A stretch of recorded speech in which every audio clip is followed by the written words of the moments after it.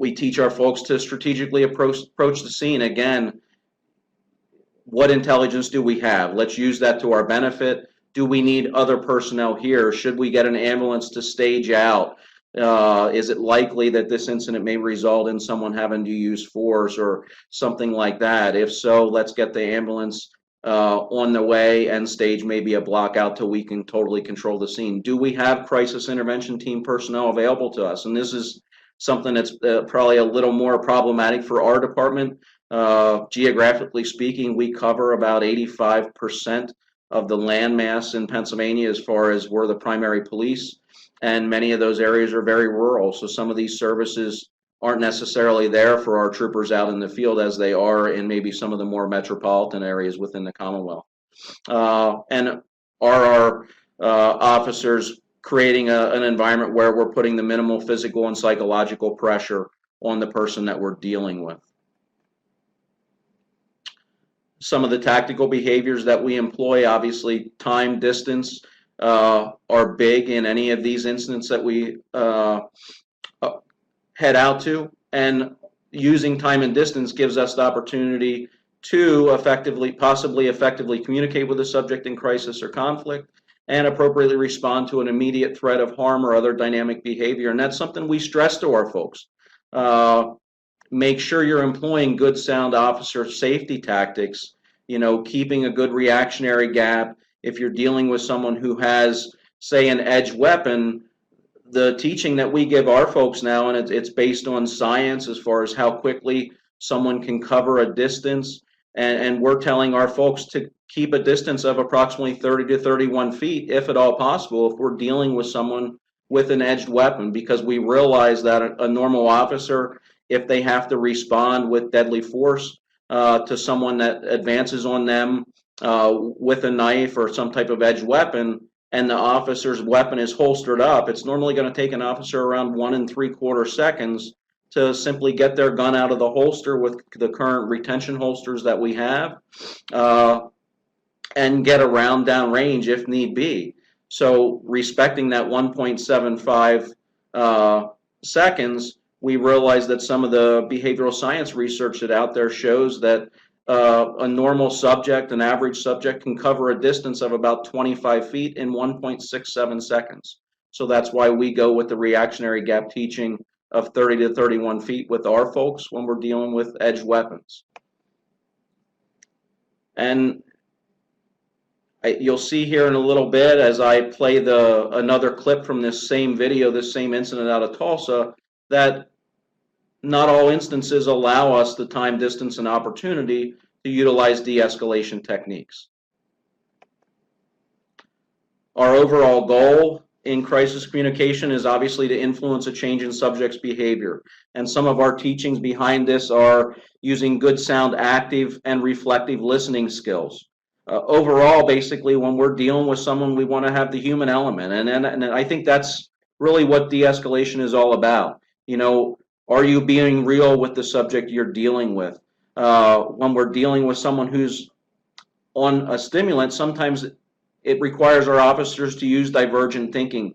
And one of the stories I like to talk about is I worked as a patrol supervisor at our Jonestown barracks from 2009 to 2013.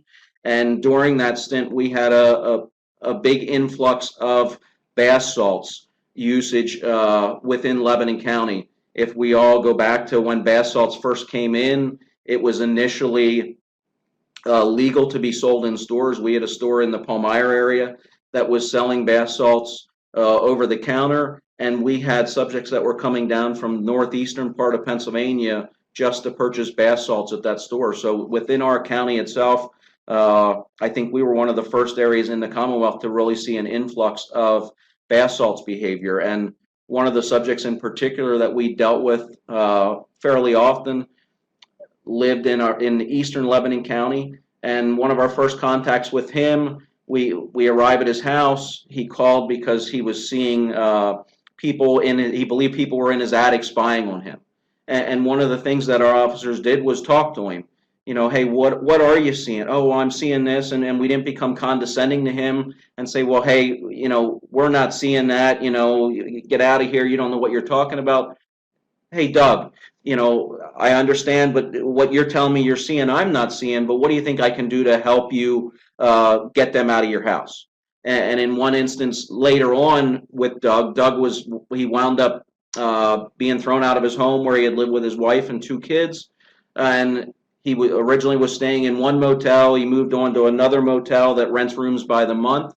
Uh, and we wound up getting called there in the middle of the night because the hotel manager said Doug was there and Doug was acting erratic, waking up the other residents of the motel. And I sent two guys down there to that call that night that had a combined about 35 years of experience on our job. They were both very good communicators. And they got down there to talk to Doug. They understood that we had a very low level of crime going on, barely a disorderly conduct, if you will. And the whole goal with them was really lower the temperature, get Doug to go back to sleep, if you will. So they assessed what was going on with Doug. Doug said, hey, the FBI and everybody else is spying on me. And what our guys actually did was use divergent thinking. They took out their taser and they said, well, Doug, what can we do? Can we debug your room? Sure, you can debug my room. One of the guys took out his taser, went around the room doing what we call spark tests, more or less energizing the device so you could hear the spark emitting from the device. The other officer used a radar gun, which wasn't even plugged into anything, and went around the room, and they debugged the room. Doug went back to sleep. And that's just one incident how we de-escalated that situation, calmed it down. We didn't take any enforcement action, and Doug went back to bed, and it was calm. And that's, some of the types of variety of things that we see and how our officers will deal with that type of thing. And that's, one thing we teach our cadets all the time, whether it be de-escalation or use of force, is there's no script for this stuff.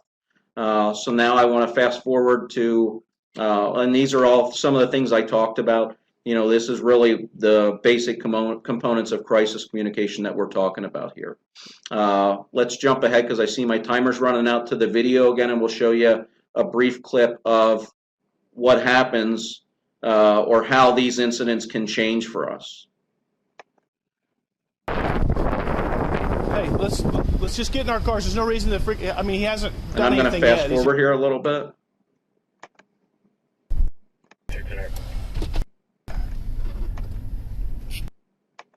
Maybe.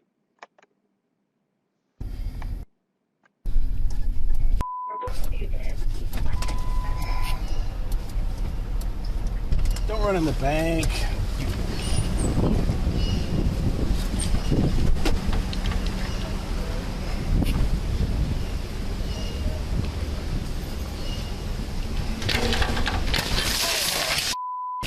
All right, we're going to tase him.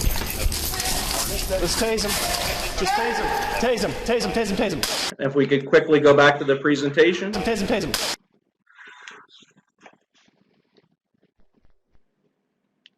So what we're seeing here is obviously the subject's behavior changes.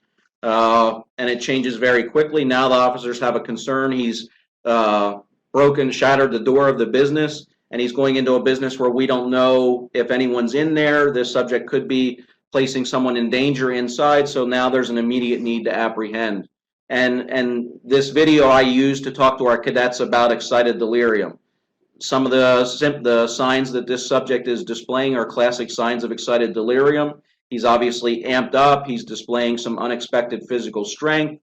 He has that propensity where he's seemingly attracted to glass or mirrors. He's disrobing, so he may have a high body temperature. And basically our teachings behind that are, if we believe we're dealing with someone who's suffering from excited delirium, and my slides aren't going forward. But basically, and I apologize for that, I don't know what happened with the presentation. If we're dealing with someone who we believe suffering from excited delirium, we want to get them under control as quickly and with as little of force as possible. And we want to get them into the care of EMS as quickly as possible, because sometimes once they go down that path, it's irreversible. And unfortunately, with this subject in particular out of Tulsa, the officers engaged in a fairly prolonged struggle with him on the ground till they get him in custody. And unfortunately, 3 days later, he wound up passing away. His toxicity showed he was under the influence of methamphetamines. But I think the videos are a good example of what we as officers sometimes deal with when we're dealing with someone who's under the influence of a stimulant or a psychostimulant. Thank you.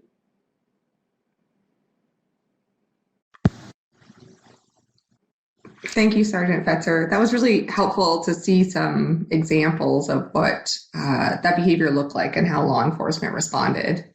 Yeah, and like so at this time, I'll. Oh, go ahead. I'm sorry. And like I said, you know, there's no script for this, and I think it's important, you know, to talk about the realities of some of the things that we deal with, and sometimes time is just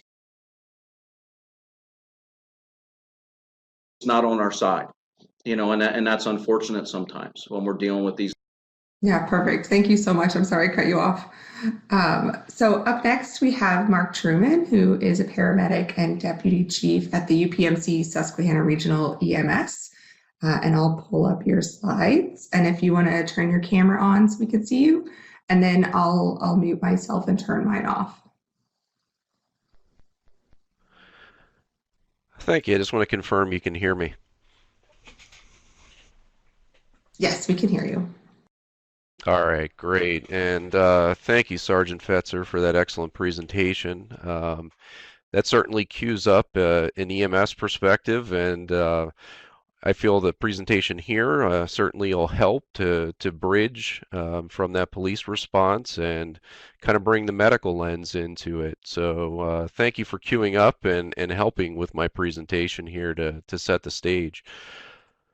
You know, some of the key points in the description of the presentation to highlight, you know, the use of stimulants obviously can be those excited delirium symptoms that the sergeant nicely presented there. We'll talk a bit more about that.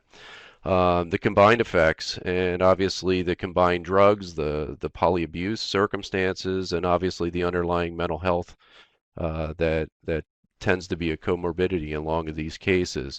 They create complexity for sure, and the video was a nice cue to give a good example in regards to that. What I hope to do, you know, is to talk a little bit from the medical lens in some pragmatic responses and how we transition or incorporate ourselves with law enforcement. To talk a little bit about myself just a moment. I've been involved since really 95, and that picture was my earliest night shift days, and in a lot of ways as an educator I spend time with Penn State and Pennsylvania College of Technology, and my passion has always been simulation, taking that to many different national stages there, and I've returned home back to operations for a variety of reasons, but the complexities have changed specifically in regards to this area. Susquehanna Regional EMS is the regional ambulance provider in Lycoming County, in some of the surrounding mutual aid areas. Where I work is in Lycoming County, is the largest county in Pennsylvania, and geographically it's larger than Rhode Island. So you know, some of the diversity that exists, you know, just from a map, that star is Williamsport, where there's a population of 30,000 approximately. The population sprawls across 180. To our north, obviously, is a lot of natural resources. Oil and gas industry, obviously, is participatory in that area right now. I live right about here in a wonderful area of Rose Valley Lake. And then to the south, we have some agricultural area. Our area comes alive every August with Little League World Series, where we welcome the world in international baseball. Along with that is Little League Classic and a Major League Baseball game. And we're kind of at a bridge point where our hospital system, that it's a majority owner of our ambulance service now, is University of Pittsburgh. But we also have a very close relationship with Penn State and the Pennsylvania College of Technology, which is the third nationally accredited paramedic and EMS training institute in the entire country. So it was UCLA, the Johnny and Roy Emergency Days, and then Eastern Kentucky, and then Williamsport, Pennsylvania. So to kind of bring some credence from an EMS lens to what the sergeant was sharing, you know, from our particular service, we respond to just over 16,000 calls. In addition, we do convalescent transports as well with wheelchair vans and stretcher vans on top of that. Our 911 call to services are over 10,000. 911 transports are closing in on 7,000. These are 2019 stats. But to kind of mine down into the stats a little bit further, behavioral health and overdose are about 3 to 4 calls a day for our service. And in terms of medicine, which tends to be considered a lot in these circumstances as a chemical form of restraint, we truly don't use it very often. The use of benzodiazepine medicines, whether it's lorazepam or midazolam, we typically only use those medicines in behavioral health and overdose cases about 3 times a month. And the use of ketamine as a dissociative anesthetic, we tend to only need to use 1 time a month. And I bring these stats up, I think that they help the conversation that, out of the large number of calls that we respond to, a large number of behavioral health and overdose daily, it's only a very small portion that we need to use some form of chemical restraint in regards to those cases. So that kind of matches with the sergeant's presentation that what we're doing in regards to de-escalation, therapeutic communication, tends to be successful in a large proportion of these cases. Some of the responses, these are just some I pulled from our log in the past couple of weeks to months. Responding for a patient presenting with abnormal behavior, screaming in an alley. That patient was mitigated with therapeutic communication, de-escalating techniques, combined response with police and EMS. Responding to a patient running naked in front of the hospital bleeding, that did require some physical restraint and some medication. Respond to emergently assist the police department with a combative patient. That's a circumstance where already the police needed to engage and required an EMS support with the use of ketamine. Respond to a patient in an outpatient psychiatry unit for transport to the emergency room where we did not have police initially, but in that particular circumstance the patient became very combative. They did present an edged weapon. The EMS providers used some distraction of pushing a chair and then getting out of the room as quick, waiting for police. But even that particular case was able to be de-escalated with therapeutic communication, and no pharmaceuticals were required. And then a hostage situation where the use of dispatchers and police involvement had been able to mitigate it in advance. And then a response to an unresponsive patient in a car with a possible overdose. Police assisted on that particular case. The patient was compliant. The patient was calm. But unfortunately, as we often see in these cases with psychostimulants, once into the back of the ambulance, this patient became extremely violent, assaulting police as well as EMS. So I just pulled these particular cases because they were recent ones, and they brought credence to 2 main points. The first being that a large amount of calls were able to de-escalate along with the police department, and the second piece is you really don't know what you're going to get. You start far and wide with your differential diagnosis in those circumstances. I shared this picture because it is a picture of me, and I'm extremely close friends with these 3 municipal officers. I invited them to one of our training.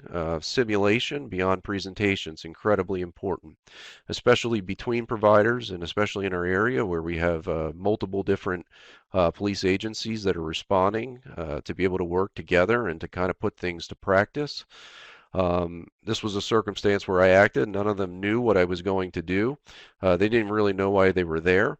But it definitely, at the end of that session, it created credence to, you have to build these relationships early.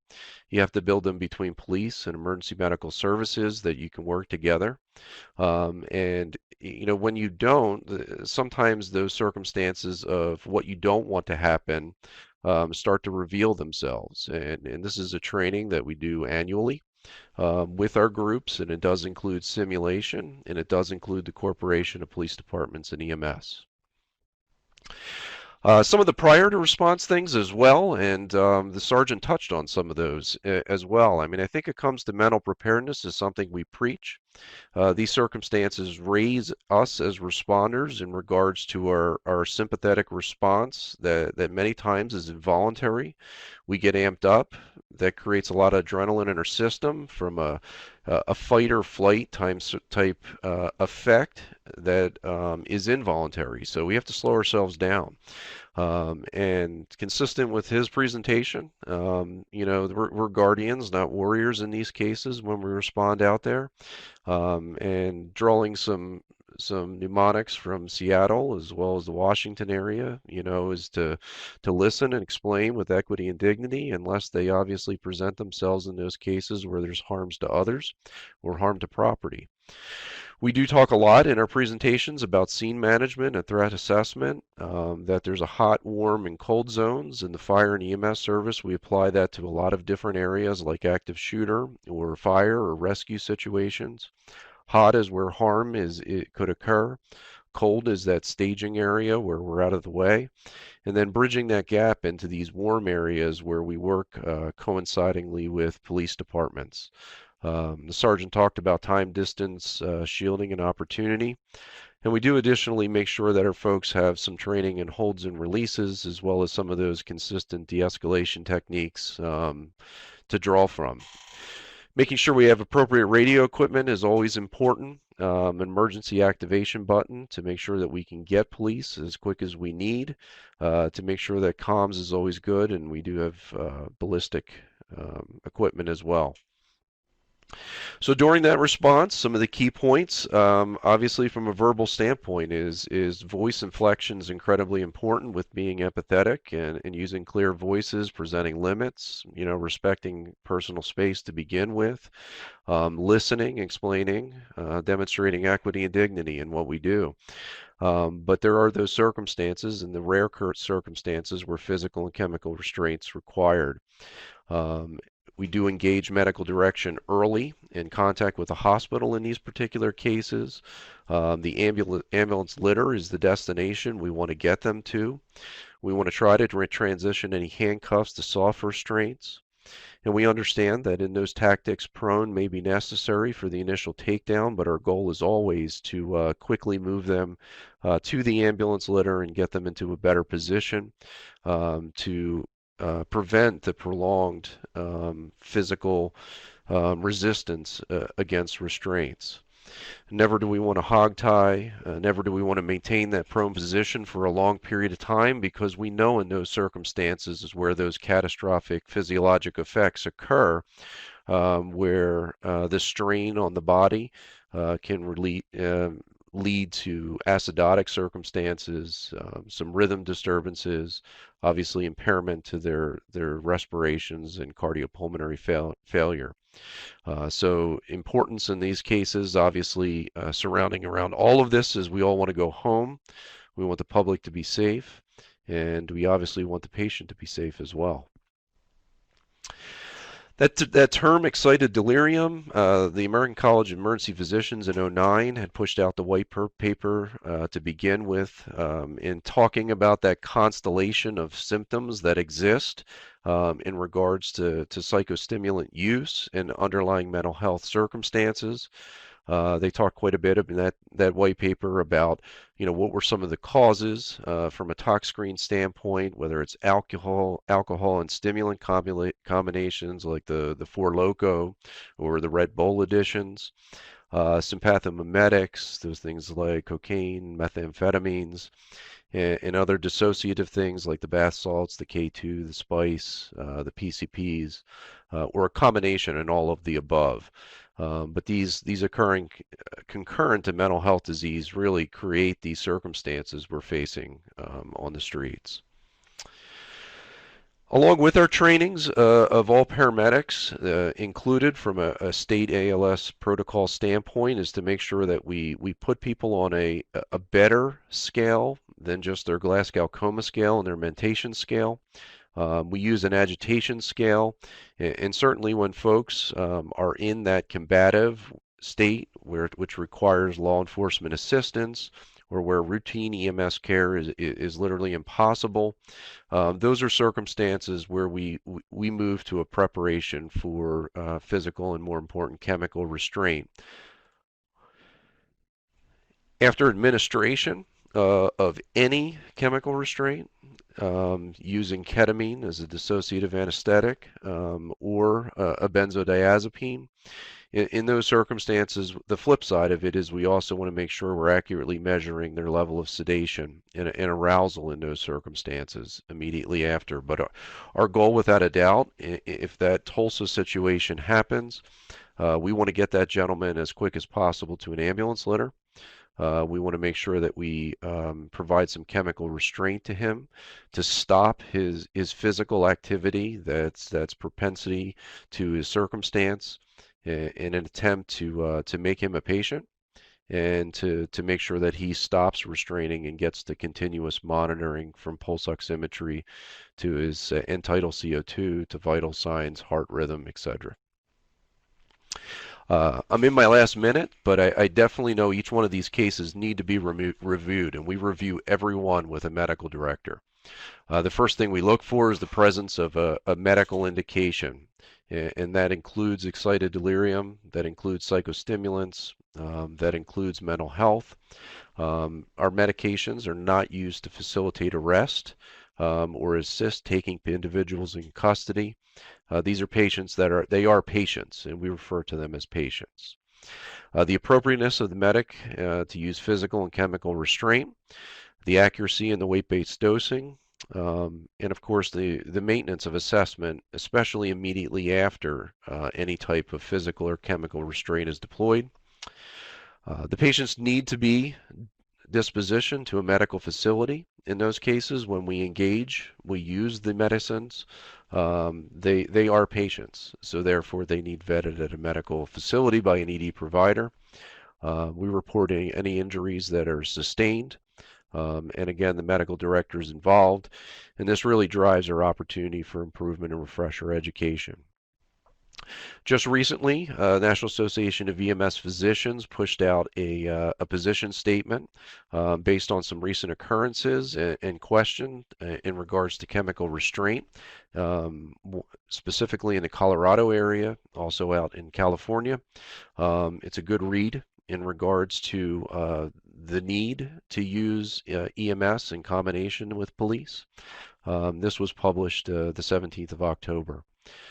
Some of the references used, and I see my time is up, so I want to leave time for questions and the other presenters, but thank you for this opportunity to talk about psychostimulant medicines. Thank you so much for that presentation and for helping us to balance out the conversation from the law enforcement perspective. Up next, we have Fred Herron, the director of the Bensalem Township Police Department. And while he is turning on his microphone and his camera, I'll just remind everybody that we have a poll question. And then if you could go ahead and put your questions for our presenters in the Q&A box, we'll cover those after Director Herron's presentation. So I'll turn my microphone and camera off now and turn it over to you. Thank you. Can everyone, I guess you could see and hear me. I had some technical issues trying to log on. So thank you, everyone. And thank you so much. And allowing me to share our initiative, which I'm going to get into in the next 15 minutes or so. So my name is Fred Herron. I'm the director of the police chief from Bensalem Township. Just a little bit about Bensalem so that you kind of get a flavor for where we are. We border Philadelphia on the north side of Philadelphia. If you go 95 northbound, as soon as you leave the city, you'll get into Bensalem. We're also the first Philadelphia exit off the turnpike coming out of New Jersey or New York City. It's the largest municipality and police department in Bucks County, and the 9th largest in the state. We have 106 officers, so it's a good size department. Our population is about 64,000 residential. Our daytime is about 250,000 people. We're home to the East Coast famous Parks Casino, which is the second highest grossing casino on the East Coast of the United States. So it's a busy town, and we run a lot of calls for service. And you can see where we are. We're right at the end here, coming into Philadelphia on 95. So most of you are probably familiar with our location, but I just wanted to go over it to give you a flavor of some of the issues that we're faced with. Policing is, as you know, you call us 3 o'clock in the morning on Christmas Eve, Christmas Day, Thanksgiving Day. We answer, and we don't ask many questions, and we're there within 3 to 5 minutes in most cases. And police department, obviously, we deal with crime. That's always our primary issue. That traditionally, that's what we've been faced with over the years, and of course, accident investigations, reports for insurance companies. But I've been doing this now 33 years, and the following really hasn't changed: the calls that we respond on, but what's expected of us, I think, has changed over the years. And it continue, obviously family disturbances, children, youth issues, drug addiction, which we're doing a lot of things on, homelessness, hoarding complaints, elderly issues, neighborhood issues, and mental health is one of the major problems that we're faced with today. And that's really what we're going to talk about over this presentation. And anything else that someone could think of, they call the police, because we're free pretty much, and you get us without question. So, policing has really evolved over the last couple of decades into more than just the criminal justice system, and that's what we're going to talk about today: kind of mental health and drug addiction, and a new program that is just launched. That's what I was asked to really talk about: our co-responder program, which actually, oddly enough, we're having a press conference today at noon. It started on Monday, and we're going to talk about what it is, how we got there, and what our goals are. But just some quick numbers. Fatal police shootings of mentally ill people are 39% more likely to take place in small or mid-sized police departments. And that's most of America. There's 18,000 police departments in the United States. There's only 69 out of 18,000 that are major cities: New York, Philadelphia, so forth and so on, Chicago, Dallas, Houston, in the major cities. But most of America is Ben Salem. Most of America are small, suburban police departments, either really rural rather, or right outside of a city. And that's a lot of problems that evolve in those particular municipalities. This was an interesting fact I still think blows my mind to this day. And for those of you in law enforcement or deal with the mental health system, in 1955 in Pennsylvania, this is just Pennsylvania numbers, there were 41,000 psychiatric beds for a population of 10.9 million. In 2016, we had just over 1,000 psychiatric beds with a population of 12.8 million. Now, do we think that our mental health issues have kind of resolved itself? I don't think so. If anything, they're worse now than they were in 1955, but we're not doing enough to deal with that. And often that burden is left on law enforcement, who frankly doesn't have the knowledge, the resources, the time, or the tools to deal with it properly. Studies have shown that individuals with serious mental illness who commit major crimes subsequently encounter or create significant problems. Once discharged from the hospitals, their rearrest rates are 40 to 60%. And that's just unacceptable. So what did we start looking at, especially right after George Floyd, when, for whatever, for many reasons probably, George Floyd really was a major catalyst, more than Brown, more than Gardner, more than any of the incidents that have happened out there, the police-involved shootings. Floyd was one that everybody was taken back, and just there was no explanation. And if we find out that he had mental health issues, and the question is, and like many other incidences, Wallace that just happened in Philadelphia, the question is not that day of the incident, but the question should be, why did it get to that day? And that's what we're trying to launch here in Ben Salem with the co-responder initiative. And the county commissioners, we're going to talk about the funding, have funded our pilot program for 2 years. There's no doubt we're going to continue the program because I know it's going to be successful. And then other police chiefs, there's 39 police departments in Bucks County. They're already like, well, how come I don't have it? And we're going to make it work in Ben Salem, and then it's going to get replicated throughout our county. They're going to work here. They're county employees, but they're going to work out of the police department. They're administratively will be supervised by the county, but operationally by us. I have one of my lieutenants assigned to it, and they're going to be full access, fobs, police radios, the whole 9 yards.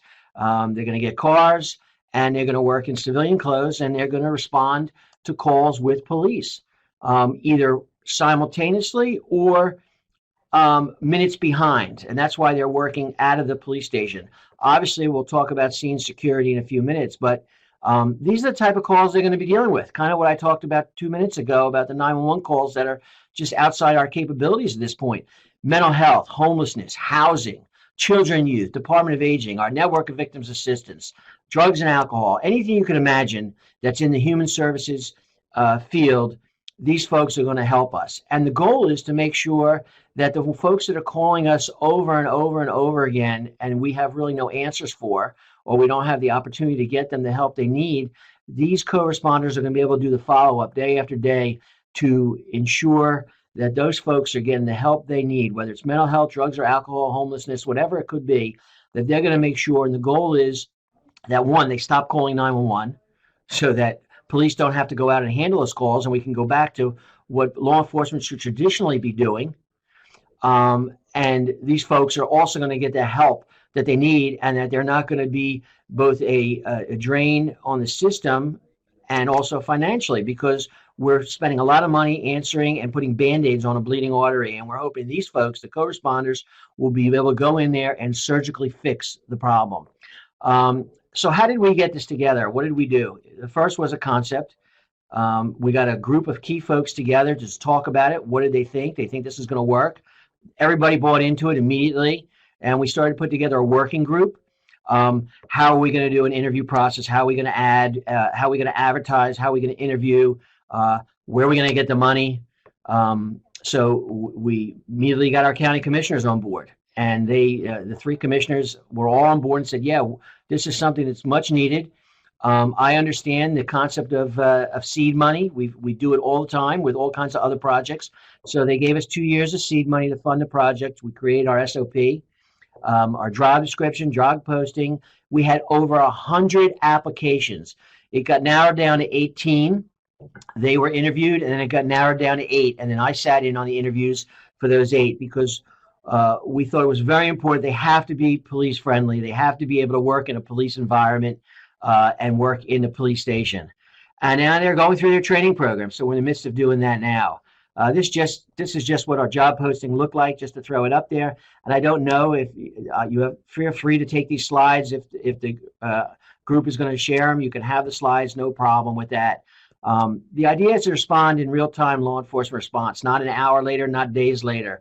They're going to respond and provide those social service resources. They're going to have the interconnections, kind of, if you will, those of you that are Disney fans, kind of like a fast pass line. So the police officer gets out there, they see that this really is not a law enforcement issue per se, and they're going to immediately call on the radio for the co-responder to respond. The co-responder might be there already, depending on the call, might be there with law enforcement. Obviously, a key is the safety and security of the co-responder. One disaster will end this program, and we certainly don't want that. So we still have to have a law enforcement response to make sure the scene is secure. And then the whole idea is to turn it over to the co-responder when both the officer and the co-responder feel comfortable enough that the officer needs not to be there anymore. And this should only happen a couple of times on particular calls, because eventually the co-responder will build that rapport, and they'll be able to do follow-ups with the consumer, with the person, and make sure that they're getting the help and that the resources are still working to get them to the treatment or whatever it is they might need. It could be a one and done. It could be an every week thing. It could be an every month thing. Who knows? So that's the key to the program, for them to get the referrals in there. And obviously, I'm not going to read the slide, because of timing, but we want to provide the follow-up for the emergency response to ensure that proper social service referral is in place. They're going to collaborate with a whole host of folks here in Bucks County. The district attorney's office. This morning I was on a Zoom at 9, our work group. We're going to, folks that could be diverted out of the criminal justice system, because some do commit crimes, but they don't necessarily need to be in the criminal justice system. What's the goal of the criminal justice system? Not necessarily to punish, to make sure that people don't recommit the crime, and that we're providing safety to our community. That is our goal, to make sure that people are not victimized over and over again.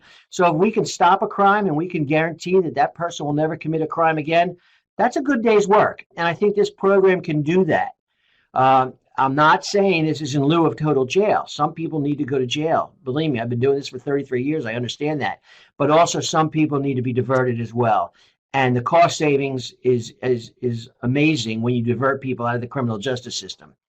They're going to participate in numerous meetings. I'm going to get them involved in all our community groups. Unfortunately, right now in a COVID world, or I should say a Zoom world, or whatever application you're using, we're going to get them to meet with a lot of different folks via Zoom and things like that. Participate in crisis intervention training, different substance use disorder training. They're coming with all this training, with a lot of this training to begin with. These people all are master's level folks coming from the social service world to begin with. We're partnering with Holy Family College. Patty Griffin, for those of you that know her, she's fantastic. They're going to be doing a study on this to show that it works. Because as you know, to get more funding and get people to buy in, it's not good enough for Fred Herron to get on a Zoom or some webinar and say, this is a great program, look how good it works. People want to see the numbers. And I think what we're going to show is reduce calls for service. We're going to show people getting in the resources in the human services division that they need, that they may have been not getting. And you're going to start to see that. And you're going to start to see also a possibility of crime decreases, and we're talking about some of the minor crimes, as well. You're going to start to see some decreases in calls for service. So that's going to be a really positive outcome, and I no doubt in my mind this is what's going to happen. We're already doing it in the drug world, so to speak. People that are suffering from drug addiction and those type of issues, we're already seeing that now. So this is only going to enhance those programs that we already have in place. We're going to collect that data. Some of the other outcomes, obviously, that I've talked about is the decrease in the law enforcement services and the increase in the social service referrals. Provide more effective emergency response. That's what we're hoping. How many times, for those of you that are on this call that are law enforcement based, how many times do we go over and over to the same location or the same people that we're just not able to help for a variety of the reasons that I've talked about? We're going to ensure those who outreach for emergency response get them, and that the people are following up. So obviously the cops work on shifts. They work midnights, they work day work. So a police officer could work 2-3 days and then be gone for another 5 days, or be transferred to midnights, and he or she is not able to follow up with social service, the referrals. These folks, the co-responders, will be doing the follow-up, and they'll be able to make sure that the folks are continuing on their treatment. If part of their treatment is outpatient therapy, they're going to make sure that that's happening. They're going to be talking to these groups. So remember, they're county employees, so they're able to share with each other information that these folks might not be able to share with law enforcement. So that is key. That is very key. And obviously, the end all goal that I've already talked about is to divert these individuals to social service, away from criminal justice system. It saves time, it saves money, and it saves people. And really, that's what we're hoping. What I talked about 14 minutes ago is that when we hear these police shootings, well, this person was in social service or mental health being treated for years. Why were the police there? That's a great question. And it's not our fault, because as I started, they call us, we have to respond. It's not like we have a list of people like, well, we're not going to respond today because they called us 3 times last week. We have to respond. The cops are put into those situations. So this is going to end that, and this is going to get people help. Thank you.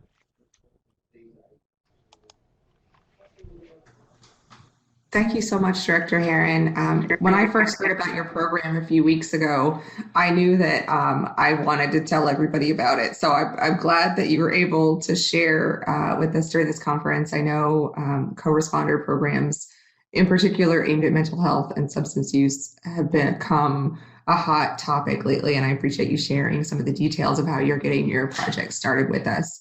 And we will make those slides available to anybody that's interested, so they'll have your contact information there as well. So at this time, we'll pause for questions. So the first one I have is about how each of you have built those relationships in your communities between the different types of law, the first responders, law enforcement, and public health and EMS. I'm wondering if you have any tips for other communities that might be trying to build those relationships. I mean, I can certainly hit real quick. Building the relationships, and that's what everything is all about, those relationships. So meeting EMS and fire and the district attorney's office at the scene of an incident is not the time you want to meet people. You need to take advantage of the quiet times or regular monthly meetings. And we meet here in Bensalem. We meet with a variety of groups all the time, not just in crisis, because that's not the time to meet. That's the time that you should just say, hey, how you doing? Because we know each other so well. So force those meetings. No one wants extra meetings, but they are so valuable to meet with people on a regular basis. For me here, my title is actually Director of Public Safety. I'm in the police department. I'm the police chief in essence, but I also EMS and the fire department also come under my office as well. So that gives me the opportunity to force that relationship, if you will. But it's a good relationship, and we have a lot, especially EMS. We have so many projects and programs going with EMS. It's just been amazing. Yeah, I'd like to follow up, and I think in some cases, if your community right now, it's ripe for it. There are so many different avenues that are getting folks out of their silos right now, from police and fire and EMS, that it was active shooter realms, and you have to call the meeting. If it's needed, call the meeting, bring the stakeholders together, and get it started, and define that common purpose, as they're obviously doing in Bensalem, that we've experienced in Lycoming County. To be honest, someone in those meetings is what nominated me to come here to talk today about it. So that all arises from it, but then, reach from those meetings to develop your tactic goals, and then practice them. You have to practice, you have to simulate them, to make sure that you're not just developing a throughput, but you're developing a throughput with outcomes.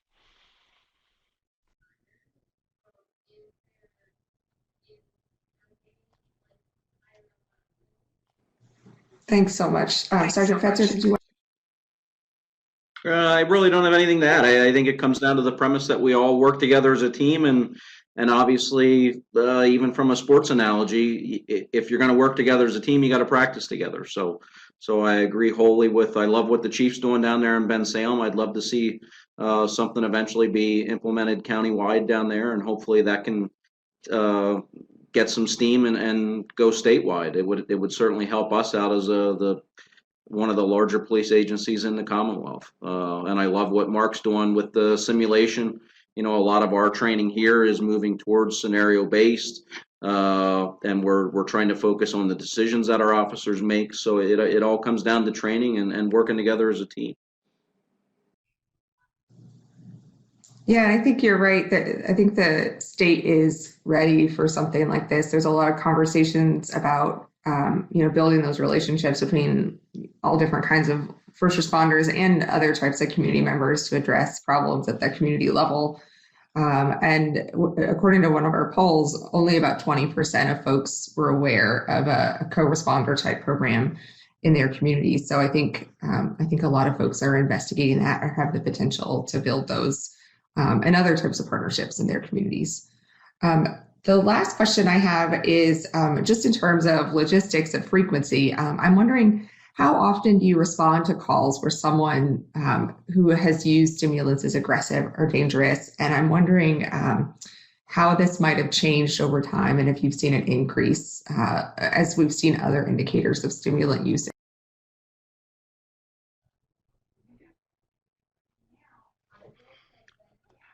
Are you asking police or EMS? Well, both, I guess. I think all three of you have a good sense of what's happening in your community. So I'm just wondering what the prevalence of those types of calls are.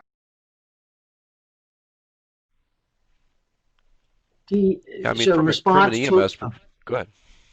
No, go ahead, Go ahead, Mark. sir. From Done with it? a police perspective, sometimes you don't know until after you make contact with the individual.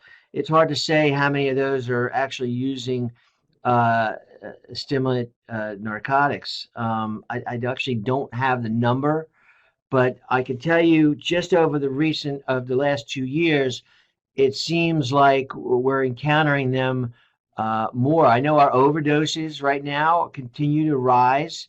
Um, uh, and I don't have the numbers, like 47 to 53% increase in overdoses in 2020 from 2019. So it's a pretty high. We're seeing a lot more methamphetamine right now, and our officers are engaging with people a little bit more, but I don't have the actual hardcore number of the amount of contacts we have with someone that is suffering from a stimulant overdose or for stimulant abuse. Yeah, I think this question gets asked often, and the complexity of mental health and type of overdose and being able to mine the data for the most specific answer of elevations and percentage are difficult. Um, because often us in the first responder community don't know the outcome of the tox screen until afterwards.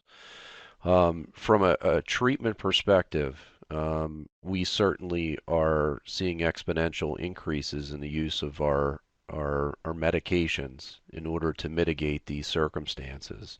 And that rise really began for us in the 2015 to 2017 range.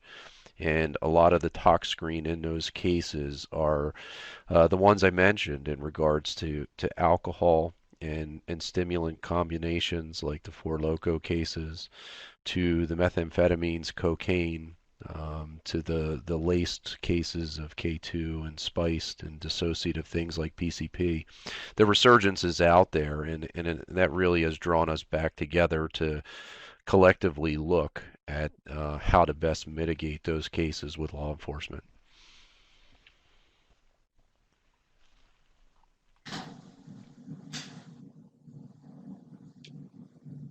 And I would agree All right, with what the chief said and what Mark said as far as, we don't really have good hard data. What I would say from my perspective, and I've been with our department now since 2000. My early days down in Chester County when I worked out of our Emeryville barracks, we saw a lot of abuse of crack cocaine and cocaine. And it was cyclical at that time. And then 2004, 2005, 2006, I worked out of the Berks County area. And at that time, we were seeing a spike in methamphetamine use. And then, like I said earlier, in the 2010, 11, 12 era, we saw a huge spike in the synthetic marijuanas, the K2s, the spices, the bath salts. And from what we're seeing now statewide from our department members is we're back to seeing an increase in methamphetamine use. And as far as consistency, I would say probably every barracks is on a daily basis dealing with at least one individual who's under the influence of some type of stimulant. Thank you guys all for those responses and for giving us a sense of what's happening in your communities and the trends that you're seeing.